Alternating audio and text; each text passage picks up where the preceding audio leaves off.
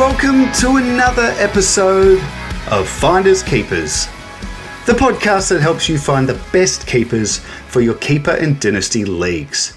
I'm your host Jordox, and round 8 of the AFL season was another belter with some seriously good games of footy, especially early in the round.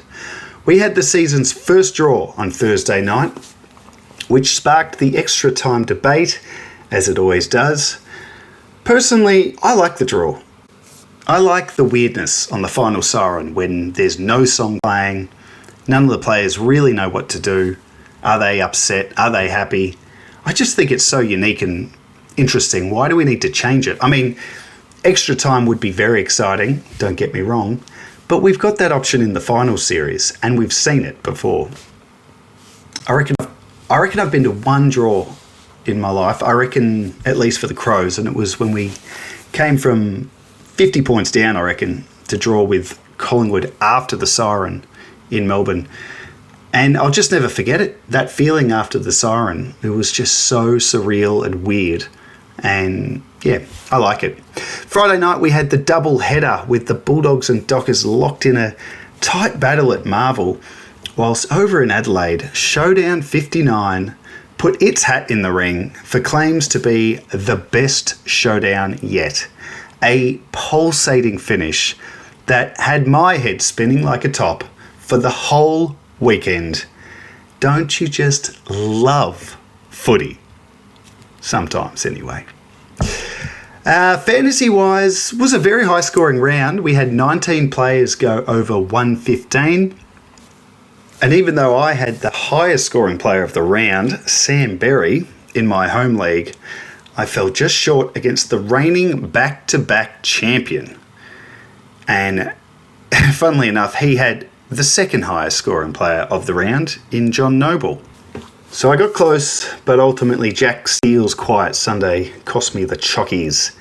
And now I sit at 3 and 5, 2 games out of the final spot. Not sure where I go from here, but that's just how it goes sometimes. This week's episode of Finders Keepers will be much like all the others. We'll jump into my waiver wire pickups, having a look at the ones I did last week, see how they went. Then I'll launch into the things I noticed across round 8 from a keeper league perspective. And then I'll finish with a couple of questions from the listeners. And this week, I've got some trades to review, which I'm looking forward to doing. So I'll get to that at the end of the episode. So let's jump into the waivers. I'll do a quick run through of the names I gave last week, see how they went, and give my thoughts on whether or not you should hold on to them if you did in fact nab them. So for the regular leagues, I had Patrick Rechko for Richmond as my number 1. I think it's a very popular one. He went from 35% ownership up to 64%. And he had a similar role to the week before, but he was just less involved. Scored a 51, but he did lay 5 tackles. So I think if you jumped on, you're going to just stick it out and see what else he can do. And, you know, that 90 the week before is enough to sort of hang on to him for a bit. Number 2 was a bit different. I went with Will Setterfield. I was pretty sure Essendon were going to recall him to the senior side. He's through his injury. He's played in the 2s. I thought Essendon maybe needed a Setterfield type. They kind of went the other way. I'll talk about that later with their selections. So he didn't get picked. Had a pretty good round in the VFL. And again, I think he's a good option. So his ownership went from 53% down to 52% because he wasn't named. And yeah, I think, well, I'll go again. I think he'll be named and I think he's worth grabbing. Number 3, I had Mac Andrew, who was at 63% ownership last week. That's shot up to 69%. He scored a 96 last week. I really liked the role playing off half-back as the interceptor and also chopping out in the ruck. And he had the exact same role and the exact same score this week with another 96. So that's a huge tick, and I think if you grabbed him, you'd be pretty happy with that. And then I had Jack Carroll for St Kilda. His ownership was 33%, went up to 45% thanks to his ton last week. He only scored a 60 this week, but at least the role was the same, that halfback role, and now we know he does have a ton in him. For the deeper leagues, I went with Corey Wagner as my number one, 27% ownership. That went up to 39%. He was in good form when I put him on this list last week. He's coming off 100 and then 80 in his last three, but he dropped down to 52 this week, and he's a bit of a tricky one. Some weeks it'll fall his way, and obviously this week it didn't. Now the next guy I'm pretty excited about, Tom Brown for Richmond. He was at 21% ownership. That went up to 32%, which is still very low considering he's now gone back-to-back 90s. A 94 last week and now 99 on the weekend, playing in that halfback role, taking kick-ins. Very nice. Lincoln McCarthy came next after his big 118 off halfback the week before. His ownership did go through the roof, 13% up to 44. But with Dane Zorko back in the side, McCarthy went forward, scored a 51, and at 32 years of age, is probably not even worth holding on to even in a deeper league, unfortunately. And then the last one was Rowan Steele for Collingwood. His percentage went from 18 up to 20. Not many jumped on. And it's not like he stood out in any way. I just like the look of him. He put up a 45, so a bit quieter than his back-to-back 70s in the lead up to. For this week, it's starting to get a little bit hard to find them, I'll be honest, but I've got 3 names for regular leagues and 3 names for deeper leagues. In the regular leagues, at number 1, I really liked the game from Nate Caddy on the weekend. He sits at 55% ownership, and he's probably someone that's been owned and then dropped and then owned and then dropped, just waiting for him to fully break out. And for me, he kind of sits in the same category as a number of sort of key forwards we're waiting to break out and be fieldable in keeper leagues, like Shannon Neal at Geelong as an example. There's a handful of them, but what I like about Caddy is he's so much more agile, and the way he moves up and down the ground. Yeah, so anyway, he put up a 101, a nice one the week before as well, maybe in the 70s, but just starting to not dominate, but really control the forward line for Essendon and put up lots of scoring shots as well. Number 2 is Lockie Carmichael at the Bulldogs. Now, he's owned by 58%, and I reckon there would have been a lot of people who drafted him. Well, I'm sure there was a heap of people who drafted him in the redrafts this preseason, and just slowly as the year's gone on, people are starting to just drop him because he has not yet emerged for his debut. But a couple of things to remember about this guy. He was on track to debut in opening round before the injury, syndesmosis I think he had. He's now been back for a bit in the VFL, and yeah, I kind of thought he might have debuted by now, but I reckon there's a good chance it'll be this week or the next. The Bulldogs rested Jakes last week. Well, they omitted him, didn't they? So I'm not sure if he's straight back in. I know Vandermeer's injured. Even a Selwood, I think he's played every game. He might be due a rest as well. Anyway, the point is, if you can grab Carmichael off the waivers and before any announcement of him debuting, you might be able to get an absolute fantasy jet of the future for your backline, and do it now, because that ownership will fly if he's named. Number 3, geez, a guy that I reckon a lot of people have given up on, and I probably have myself. Number 3, Mitch Owens at the Saints. He's owned by 57% in 57% of leagues, and he had a really nice year a couple of years ago now, and he's just sort of not done much ever since. Still trying to work out what his role is. How can he be a fantasy scorer, and in what role will he need to be in? And, you know, there was a period there where he was the backup ruck, which was a bit odd.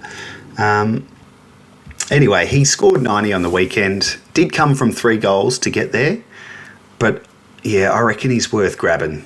I just think those who've given up on him could regret it. It's just how long can you hold him? As we know, the balance. Now, for deeper leagues, got to get a bit more creative. But number one, Noah Bolter. What a great game from him. He played in the ruck for the Tigers, kicked 3 goals, put up a 119. He's owned by 22% of leagues. So, look, I dare say he'll be pretty popular this week. The question is it going to stick? And I didn't watch the game against West Coast, but he kicked 3 goals, looked like he had a very dominant performance playing as a ruck. I reckon they'll continue with it, and he's worth trying to grab. Brodie Kemp comes in at number 2, only owned in 12% of leagues, the Carlton forward, bobbed up with a 103 on the weekend, which would be easy to just sort of say, oh yeah, well, you know, players do that from time to time. But I've liked him a lot the last few weeks. He is a bit of a surprise that he could be maybe an answer to the forward line woes at Carlton. His last 3 weeks, he's taken 8 marks, 7, and then 8 again. And in that time, the goals, he's kicked 2 goals, 4 goals, 3 goals. And yeah, he's really contributing in a side that is struggling. Yeah, I think you could do a lot worse than chucking him in your forward line and just seeing where it goes. Number 3 is Liam Henry for St Kilda. This was his first game of the year. I reckon he's been hit hard by injuries since moving from Freo to St Kilda. Now, he's owned in 15% of leagues. He's a mid only, so yeah, not that appealing, but geez, he looked good in this game. He kicked 3 goals to get to an 86, but I just felt like I saw him all over the ground. He was probably playing wing, but yeah, very involved, looked really lively, and you kind of forget he's only 22 years old, Liam Henry. So yeah, good score from him. Would we be surprised if he dropped a 40 next week? Probably not. But I liked what I saw in the game. And yeah, I remember at Fremantle, I always thought he could be a fantasy guy, and it just never happened. So why not now at the Saints? So they're my picks for this week. Nothing I'm too excited about. And I guess I'd say, you know, I don't know if I'd be using any high waiver picks on them, you know, if it was a really valuable one. And of course, it all comes down to how it works in your league. Some will have reverse ladder order, and that's the waiver order every week. Some will have it rolling. So it's smart to sit on it unless you're sure and really confident in the player. But look, if you're shopping this week, they're the names that I like. So let's have a look at round 8 and the things I noticed. Starting Thursday night with that very entertaining draw between Collingwood and Hawthorn. Dan Houston for the Pies he's flying. He's on track for a career high season. He never averaged 100 at Port Adelaide, and he's sitting at 102 at the moment, coming off a 118 in this game. And it's just sort of as they flagged in the preseason when Craig McRae had said, we just want the ball in his hands. And they are achieving that, and how. Been a fantastic season and a great sort of comeback for him after a very average year that would have seen him probably dropped in a lot of leagues, and anyone who snapped him up will be laughing. Hawthorn, Cam McKenzie, he scored a 90, and he's building nicely without sort of shooting the lights out in terms of scoring. This was his first 90 score since round 1. I think with him, I know we're keen for him to really get that average up to, you know, over 80. But it's probably just a case of him playing a full season as a midfielder. And then we'll start to see the more consistent scoring of, you know, 90 plus, maybe 2027. But yeah, I like the way he's going and watching him play. He's a nice player to watch. Massimo D'Ambrosio, great name. He's really starting to surprise me. He's a mid only, and he's someone that I've kind of just ignored whenever I see him. But he does pop up with some good scores from time to time playing on the wing. But geez, watching him the last few weeks, it looks like he's gone to another level. He scored 97 in this game. He's actually hit 90 plus in 4 of his last 5 games, which is incredible. Averaging 79 for the year. And geez, he's just a great player, isn't he? Like, similar to Mackenzie. Love watching him. He's bobbing up with goals. He's connecting the play. I wonder what he could be. But just in terms of a keeper prospect, he's definitely someone you'd have on your field now in the midfield.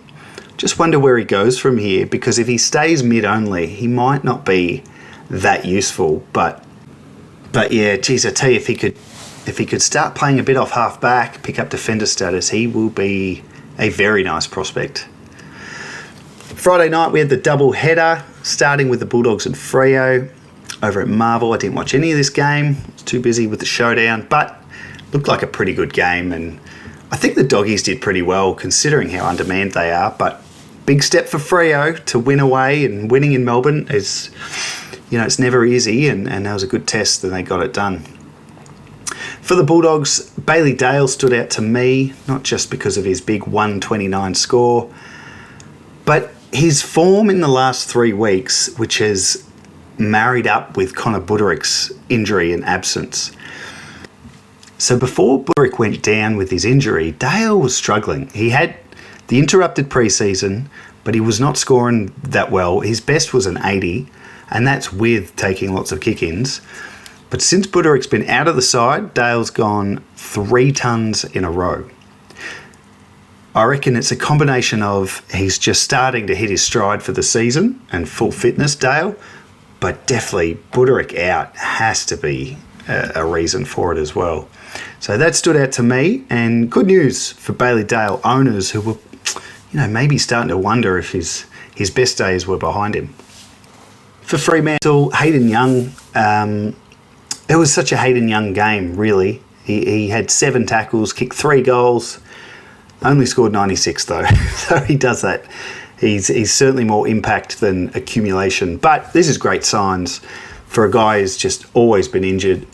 He's so important to Fremantle, and I reckon there's a bit of forward time creeping in. He's always rested forward, right, but I feel like it's starting to creep up a little bit to the point where I'm thinking maybe he could get forward status this year, which would be a huge bonus for owners. We'll see though. Over to the other game on Friday night, the showdown, and I'll try to keep this as neutral as I can for any Port Adelaide fans listening, but oh man, that was one for the ages. I was absolutely stoked we stole it right back with that Braden Cook goal. He's a real player. Anyway, fantasy wise, Sam Berry, my man. I have held faith with this guy since, all the way back since his second year when he had the forward status. He led the comp for tackles, and I thought, here we go. I actually traded Tom Stewart for him. Could you believe that? And I've stuck fat with him. I've had him in and out of my side probably 100 times. And this year I ended up with him in nearly every draft keeper I play. And he's been pretty good. But yeah, I never saw a 156 coming from him. Fantastic. Came from a huge second half where he had 18 touches, 14 tackles, and 111 points, if you don't mind.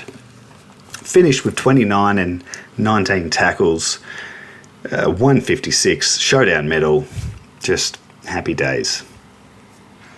Wayne Miller continues his career best season. He scored a 110, and there's something about him I've always thought, even when he was injured and not playing at this level, he's always kind of reminded me of Andrew McLeod. Now that's obviously very high praise, but I mean in the way that you just watch the Crows. He so rarely fumbles when he's tackled. Whenever he's tackled, he finds a way to get that handball or the kick. And it was so telling in that final play. He was tackled, a lot of players would have lost possession, but he didn't. He got the handball out to Curtin, off to Cook. The rest is history. But there's something about Miller that I've always liked, his toughness around the ball, and he's hard to tackle him. Anyway, he's got the fantasy scores to go with it, which is quite pleasing. Jake Saligo returned to the side and to the CBA mix for the first time since round 3. Scored a 77, looked a lot better, and the week in the twos I think did him a world of good. I think he had 38 touches in the Sandford side last week. And I like Saligo a lot as someone who's, definitely been underwhelming to start the year, but might just get going now, which will be great for his owners and great for Adelaide as well. And then lastly for the Crows, just worth mentioning the Rankin-Rochelle split in the midfield. And I've been pretty consistent on this for this year. As much as I'm loving the Rochelle breakout in the midfield, I was pretty sure the more CBA time Rankin got, the less Rochelle would get. And Rankin's mid time is going up by the week, and Rochelle's is dropping. So in this game, for centre ball ups, Rankin attended 73% and Rochelle was down to just 19%. Rankin scored a 91, Rochelle 71. So it's just something to keep an eye on, just for anyone thinking Rochelle's going to be a full-time mid anytime soon. It ain't happening. Over to Port Adelaide and Miles Bergman. Owners rejoice a ton. 101, and I thought he looked excellent. Played at halfback, in that nice role where he can score. Took 11 marks, had a great game. So hopefully that's the beginning of Bergman back to what we saw last year. Zach Butters, he scores 112 and he's a superstar. But I just wanted to mention him because I think it's a little underrated how much he's stood up so far this year. And I think because of the tags, it feels like he hasn't. But you think about Port Adelaide, Ollie Wines was out to start the year. They've lost their captain, Rosie, for a long period. And Butters, there's so much talk about his contract and where he's going to play next year. But this guy who gets tagged every single week just about, he's had 30 plus touches in every game since round 1. I think that's a huge stat for a guy who's constantly sat on and shows that he will always find the pill. And a quick comment on Port's midfield mix in general. They only use 4 non-rucks at the centre ball ups for the whole game. Butters, Drew, Horne-Francis and Wines. Interesting, just interesting whenever a side does that. A very, very small amount of players rotating through there. And I just wonder if that was a bit of a once-off, and we'll see some more names in there next week. Saturday, Essendon and Brisbane, and geez, this was a disappointing game from Essendon. I mean, they're playing Brisbane, who are clearly flying now after the Crows got them into form last week. And I didn't expect Essendon to win this game, but geez, I did wonder at selection on the Thursday night, just with Sardis omitted. And sometimes in this game we allow our fantasy goggles to blur the real pictures in front of us. But I thought Sardis was looking pretty good and was very surprised to see them drop him. Now they also rested Darcy Parish, which makes sense, that's fine. I'm surprised they haven't yet, just with how much footy he missed. But they pulled Sardis and Parish out and didn't bring in any sort of obvious replacements. I thought Setterfield would get a call-up, didn't happen. And in the end, it was a strange choice to not bring in, to drop 2 midfielders and not bring in any obvious ones when you're coming up against the might of the Brisbane midfield. Anyway, it was strange to me, and they got absolutely smacked. So not surprised. Peter Wright, though, he was a standout. He scored 121. Huge performance. 26 touches and 2 goals. Playing in the ruck. It's very nice for Wright. And I think, we've all sort of noticed him move into the ruck in recent weeks, and with his forward status, certainly made him someone we're interested in. My only question is, when's Nick Bryan coming in? He's been in the VFL for a few weeks now. I reckon we have to see him. So, this might be a bit short-lived, the right as a ruck. The right ruck role. There you go. Nate Caddy, spoke about him in my waivers.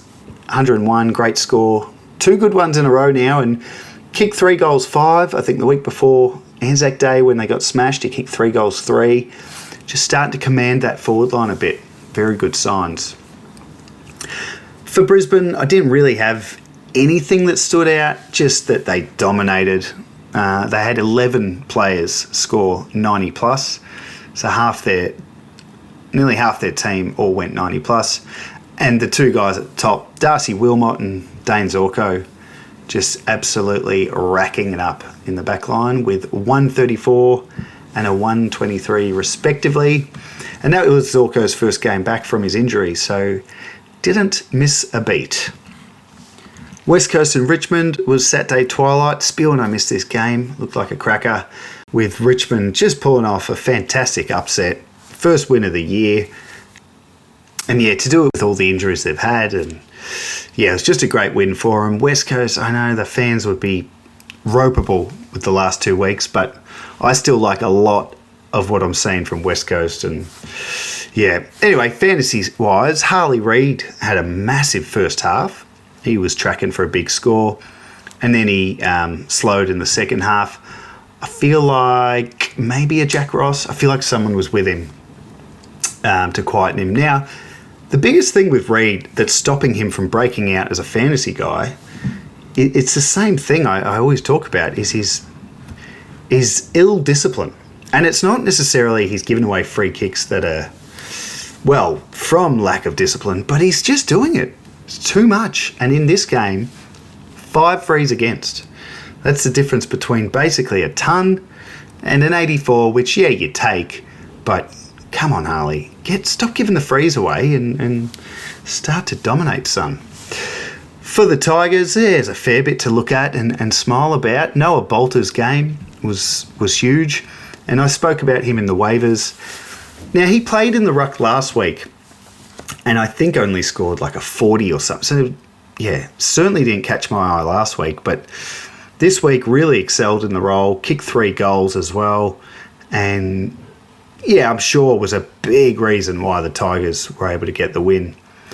Sam Banks, a guy I did recommend last week for deeper leagues, and yeah, he continued in the role at half-back, taking lots of kick-ins, and that's 2 90-plus scores in a row with his 99. Kane McAuliffe also scored 99 for the Tigers, and he's a curious one. I really liked what I saw back end of last year when he was playing on the ball. And then this year they've just kind of shifted him out to the wing. Now in this game he did move on to the ball after Dion Prestia's injury in the first quarter, and he went on to have 28 touches and a fine game. So I don't know, maybe this is the last time we talk about McAuliffe stuck on a wing and we see him on the ball. And speaking of on the ball, 2-gamer Sam Cumming with an 86 after attending 74% of the centre ball ups. So 23 touches, 6 tackles and an 86. He showed a bit last week in his debut, but geez, he's looking even better this week, and I love how much midfield time they've given him. We had another Saturday twilight game, didn't we? Some curious fixturing, but won't go into that. Geelong and North down at the Cattery, and geez, North stuck with them for 3 quarters and obviously fell apart in the last quarter, and well, they got smashed in the end, which is a shame because yeah, they were right there with the Cats for large parts, and a big part of it came with down to the Jai Simpkin tag on Bailey Smith. Smith had his lowest score for the year by a mile, 71. And interestingly, he only had 37% of the centre ball ups. I reckon they started to shift him a bit more, well, maybe forward, I'm not sure. But in the second half to try and shake the tag, maybe, I'm not sure. But a down day for him, he's entitled to one every now and then. I was just curious at the way they used him, or didn't use him anyway. For North, Paul Curtis scored 81, and I'm loving his last 4 weeks. There was a question on the podcast about a month ago from someone saying, is it time to give up on Curtis? Let him go? Because it's been a couple of years of that potential, and I liked my advice because it's looking pretty good right now. I said hang in there because he had such an interrupted pre-season with not only injury but some medical issues as well, and he's just starting to get rolling. His last 4 weeks, he's gone 81, 99, 96, 81. And all his stats are sort of on the up. He had a game where he kicked 6 goals too. But what's stood out to me is his tackling numbers. So in that 4-game run, he's averaging 4.5 tackles. It's a good way to build a score for a forward if you're not, if you're not kicking goals, not taking marks. If you can maintain a solid tackling average, super handy.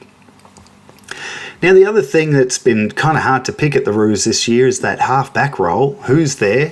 Who's out of it? What's different this week? So this week, Luke Parker started there. He eventually moved into the middle. Cam Zerha did play there again.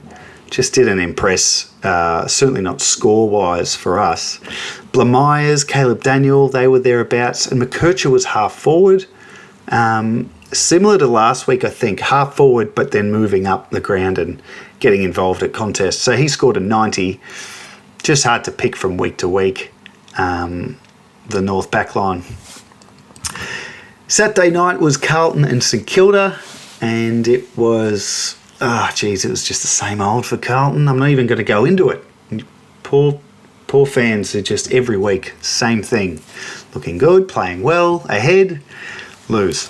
So let's just look at fantasy. Lockie Cowan, he's an interesting guy for Carlton. Someone I've been pretty big on.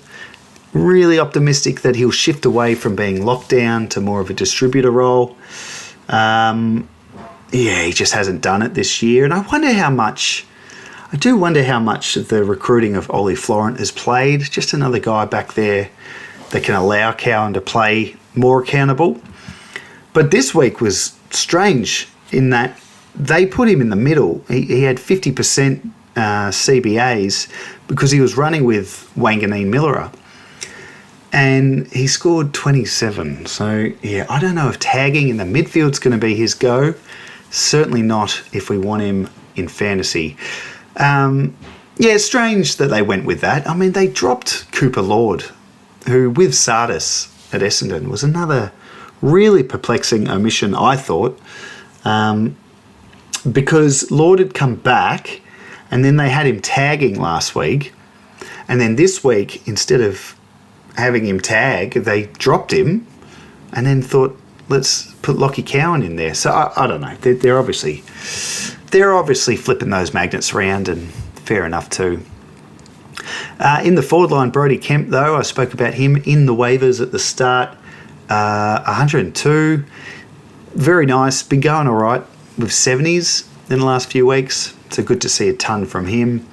Kicked 3 goals, 3, and he's probably one of their better performers for the last month anyway. For St Kilda, there was a bit. Sam Flanders. I'm starting to wonder about Flanders. He scored 73 after a deathly quiet first quarter because he was on 4 at quarter time. So he's kind of put on 20 points in every quarter since, which is okay. But his role was a bit concerning with Jack McRae back into the side. Flanders only had 25% of the centre ball up attendances, sort of rotating with half forward.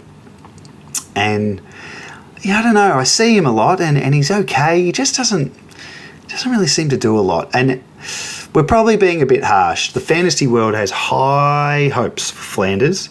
One of the most popular picks in the classic comps because of his cheap price in the salary cap games.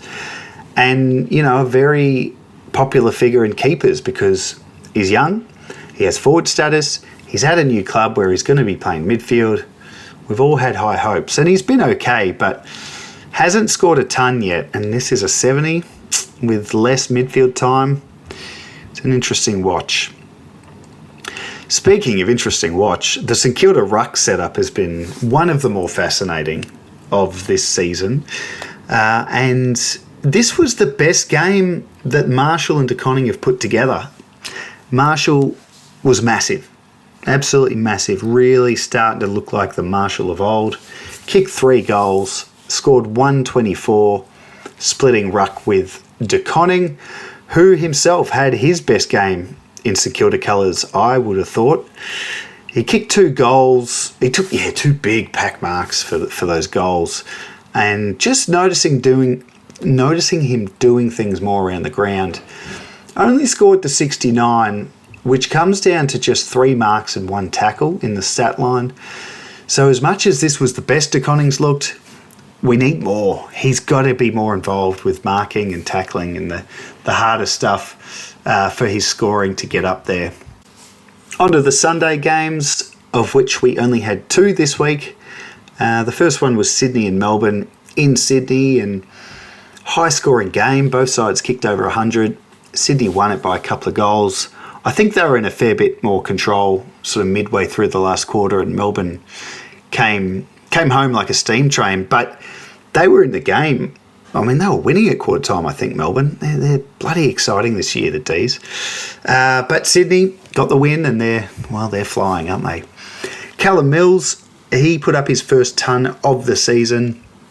I reckon he's been building towards this for a bit. He's looked better and better every time I've watched him. And this week he was just able to add some more marks to his game, and that allowed him to push through the ton and get up to a 111. Malcolm Roses, he came across from the Suns, a pretty lesser known name, I would have thought. He bobbed up with 7 goals straight in this game, 5 in the first half. So that's a 102 score. I wouldn't be putting too much excitement on that as him being a fantasy guy all of a sudden, but definitely caught my attention. For Melbourne, Max Gawn. There's a bit to sort of go through with Gawny. The last 3 weeks we've had Max Heath in the side helping him ruck. The first week was very, very little from Heath. I think it was 27% time on ground, something crazy. But that was the first time Gawn missed the ton and didn't take a mark in that game. The next week, Heath had more of it, and Gawn clawed his way to a 90 score. This week, it looked like Gawn was just playing forward in that first half. And Max Heath was the preferred centre bounce ruck. Yeah, for most of the first 3 quarters, he was.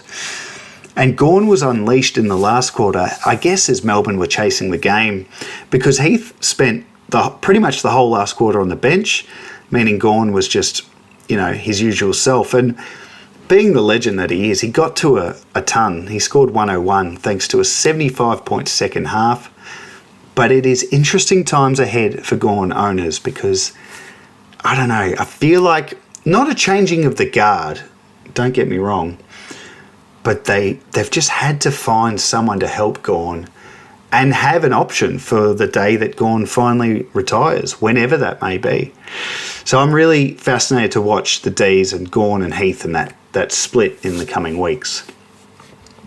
Also for Melbourne, a guy I've spoken about a bit in the last few weeks, Colton Tolstrup. I'm just loving his role. He took the most kick-ins once again for Melbourne, scored a 68, but he hasn't taken a mark in his last 2 games. So obviously he's in the role, he's taking kick-ins. He's just not taking any marks. None of those precious plus 6s. So once he starts adding that to his game, he could be a really good scorer.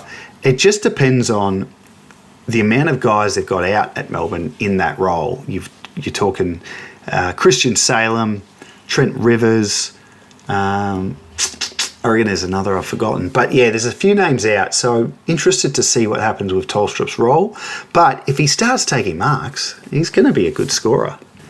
And rounding out round 8 was the Suns and the Giants over in Queensland with a Sunday night game because of the public holiday on Monday for Queenslanders. And I love Sunday night footy.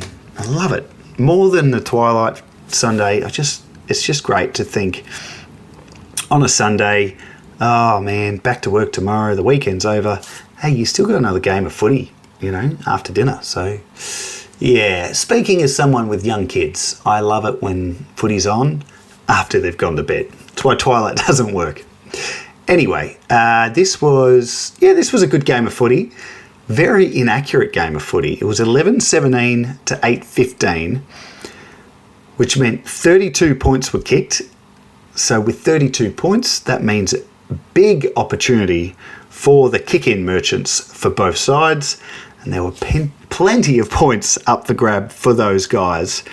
None bigger than John Noble with a 144. And he was just everywhere from the opening bounce. 35 touches, 30 of which were kicks, and 12 marks. And he only took 5 kick-ins. So pretty impressive to think of his 35. Only 5 were the freebies you get running out of the square. Now between him, Bodie Hewland, Joel Jeffrey, Mac Andrew, those guys alone averaged 9.5 marks. And then you had Will Powell, Dan Rioli, who went pretty big as well. All these guys scored really well. And it's a combination of, I guess, the opponent and I guess how much the Suns possessed the footy back there. But again, so many points kicked means so many opportunities for +6s in that back half. Will Powell was interesting. He scored a ton, which was very nice, but did it off half-back instead of midfield.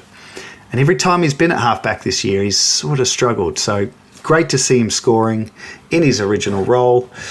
I wonder if he goes back to the midfield next week. I hope he does. I think he's a good sort of option for him there. Mac Andrew put up back-to-back 96s, as mentioned in the waiver review at the start of the episode. And yeah, just playing a really nice role. And, a bit of ruck time. Not a heap, but he's had a little sprinkling of CBAs the last couple of weeks, which, well, it can only help. Now, speaking of the Gold Coast Rucks, they gave Jared Witts a rest, which, they do from time to time, meaning it was Ned Moyle's chance to be the number one man, and I reckon he took his opportunity, played really well, scored 78. I wouldn't be surprised to see him stay in the side and share the ruck with Witts next week. I think he's earned another run, Moyle. And I reckon they've wanted to have a look at the two, and they're playing St Kilda, so it's Marshall and DeConning. I reckon there's a good chance Moyle and Witts do it together. For the Giants, Lockie Ash. Now he had a handful of CBAs, I think, last week, which I thought, that's interesting. Does it take? And then this week, 61% CBAs. So big shift for him, and 0 kick-ins. So definitely a role change there. Scored 103. He looked pretty good on the ball. I don't know. I reckon he's probably still better in the back half. It's a bit of a trend, isn't it? We're seeing with these sort of dominant half-backs, at least in fantasy world. We saw the Bombers try it with Archie Roberts earlier in the year, and then they pulled back. So, yeah, interesting to see what happens with Ash, because he's been so good for them off half-back. Yeah, maybe he'll get a bit of a run in the middle and he can become a midfielder. And then the last one, I don't like ending on a poor note, but Kieran Briggs, man, what has happened to this guy? So he's been struggling. They dropped him. And then he got really lucky because Nick Madden was playing well, I thought, as the main ruck. He's injured. Out he goes. Briggs is back in. Here's your chance. This is your chance to get that spot back. Up against Ned Moyle, who's no slouch, but he's very young, or at least inexperienced. And Briggs didn't do anything to suggest his spot's back.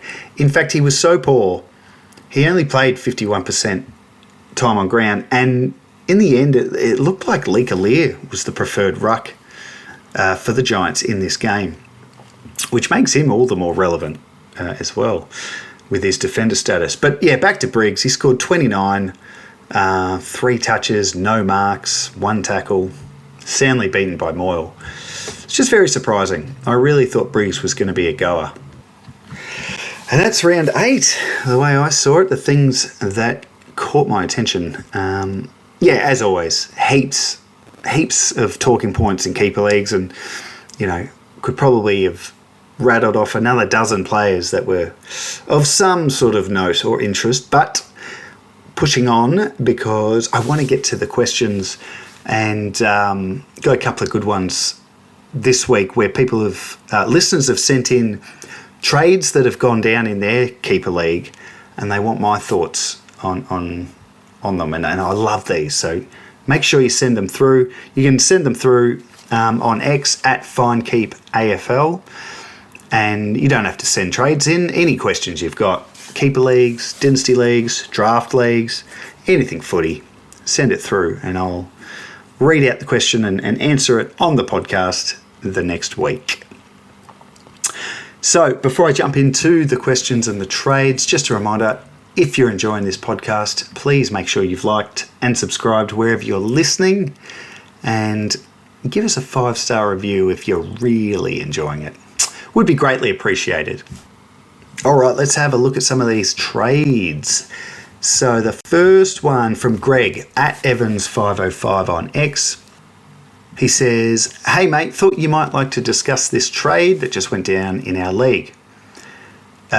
One side is rebuilding, the other is contending, and we keep 10 players every year. The league consensus was it was pretty even." Well, that's always a good start. I don't know about you, but if I pull off a trade, I'm always a bit nervous in the group chat if someone's been ripped off or if I've bent someone over. Or it's always nice when you put the trade out and everyone's like, hey, that's win-win. That's a good trade. Well done to both of you. So let's have a look at it. The first side that is rebuilding it got a funny name. I'll just do the first half of the name though. Hakuna. And then the other side is Men in Black, which is the contending side. So the rebuilding side has acquired Dane Zorko. Very nice. And the rebuilding side picks up Nick Blakey, Ollie Dempsey, and a 3rd round pick. So Zorko for Blakey, Dempsey, and a 3rd round pick. And I really think the league consensus is bang on here, Greg, because Zorko for a contender is just absolutely perfect because he is, one of the best scoring players in the comp. But how long for? I mean, he keeps doing it, so who are we to say he doesn't have years left in him? But he is definitely towards the end of his career. And then to get Nick Blakey's quite underrated, I reckon. He's had a fantastic couple of years, and he's a very reliable defender who's great to watch as well. And I know that has no bearing on your actual score, but when you have a player that's great to watch, well, it's nice to track him. Ollie Dempsey as well, I think he's a fine pickup. He's a mid-only who I wouldn't be surprised to see pick up forward status again at some point. And in the meantime, he's scoring very nicely on a wing for the Cats. And you've got a 3rd round pick. So you've got Blakey, Dempsey, and a pick for Zorko. I reckon that's pretty damn even. Pretty even. I guess if I was to absolutely pick one, I just have to land on... I'd land on the Blakey one. Yeah, I really like Blakey. I think Blakey alone could be very, very good for the next few years, and then Dempsey in the pick on top. Well done, both sides. And thank you, Greg, for sending that in. It's a nice little win-win. Now, the next one comes from at NZajak2 on X. And he's just written, here's some trades that have gone down in our new startup keeper. So that's interesting. Trades in a new startup in the beginning of one are always very interesting. And yeah, there's 3 here across the year. So I'll give you the time of year these happened as well. And looks like they're using the keeper specific DPPs positions. So that's playing on keeper fantasy and using different dual position allocations to what the other comps would be using.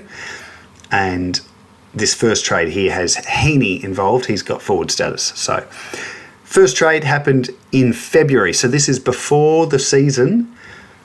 Mean Machine traded out Tim English and Zane Dersma to Simpkins Simps, who gave Isaac Heaney, Jace Burgoyne, and a 4th round pick in exchange. So it's English and Zane Dersma for Heaney with the forward status, Burgoyne, and a 4th rounder. It's certainly an interesting time to give up English. If you remember in the preseason, English was one of the guys we all kind of thought would be not affected by the new ruck rules and maybe even do better because of them. So he would have been so highly sought after, and still is, mind you. But yeah, interesting.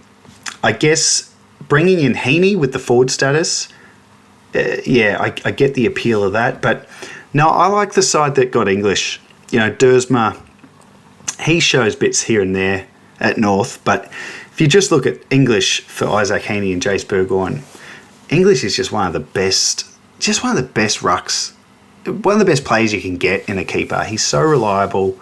Did just have an injury, but generally speaking, he's rarely injured and he's just so durable and reliable. Heaney, look, I love him. Forward status, that's great, and he's obviously killing it. I just don't think forward status sticks. And Burgoyne, look, he's definitely got potential and I've liked him at times, but no, I think getting English is probably the standout of that trade. The next one in this league happened in March, and it was Redemption trading away Jack Graham, Josh Battle, and a 4th round pick in exchange with Zajac Rabbits FC, who got Xavier Taylor, Matty Rowell, and a 3rd round. Okay, so Graham and Battle for X Taylor and Rowell, and a little pick swap. I reckon Zajac Rabbits has won that one. I mean, Matty Rowell is...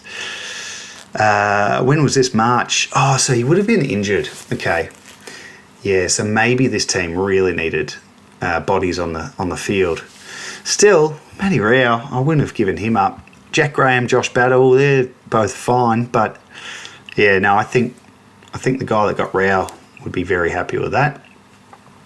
And then the last one, which only went down a couple of weeks ago, which was between the same two sides, Redemption and Zajac Rabbits FC. Redemption gives away Brian Myers, a 2nd round pick and an 8th round pick for the year after. So they got the future picks being used. So Myers, 2nd rounder, 8th rounder for Peatling, and a 10th rounder the other way. This must have been, so this was 2 weeks ago. This is probably when it was reported that Brian Myers had likely done an ACL. So I reckon Zajac Rabbits has jumped on this trade, because on paper, Myers for Peatling, it's not even close, but Myers out of the game for 12 months for Peatling, who's, been playing pretty good lately. That's a tough one because, I don't know. That's rough because the person that got rid of Myers thinking it's 12 months, now he might be playing in a couple of weeks. That's rough. But even still, let's say Myers was out for 12 months. Myers for Peatling, no, I wouldn't have done it. I would have held Myers myself. But don't know the rest of the league, your sides and what you need, and if you're chasing a flag and whatnot. But on paper, I think both trades, Zajac Rabbits, who I reckon is the person who sent the trades in, it would be. I reckon he's pretty happy with them, and you should be. Especially if you combine the two trades together, get rid of the picks and just look at it. You've basically got Matty Rowell and Brian Myers and only given up Jack Graham, Josh Battle, James Peatling. It's some pretty tidy work. Thank you very much for sending those through. That was good fun. And again, if you want your league's trades reviewed by me on the pod, send them through. I love nothing more than looking at how other leagues and sides trade, and sometimes you see real surprising ones, and that's what we love about the game. We all have a different idea of how to play it and how to trade and the value of positions and ages and roles. And yeah, that's why we love the game in the Keeper League format that we do. And that'll take us to the end of Finders Keepers for another week. Thank you so much for listening. It's it could be tricky for me to get an episode out to review round 9. Just flagging that now. I'm moving house on the weekend, and it will very much depend on if I've got internet in time. But I hope to, even if it's a day later than usual. I'll make sure I get one out, even if it's a bit later. So make sure you are following the page on X at FindKeepAFL to stay up to date with when next week's episode will be out and everything else to do with the podcast. So that's it for another week. Thanks again for listening. Have a great round 9. I hope all your teams do well. You pick up some W's along the way. And in the meantime, I'm Jordox. This has been Finders Keepers. And until next time, keep on keeping on.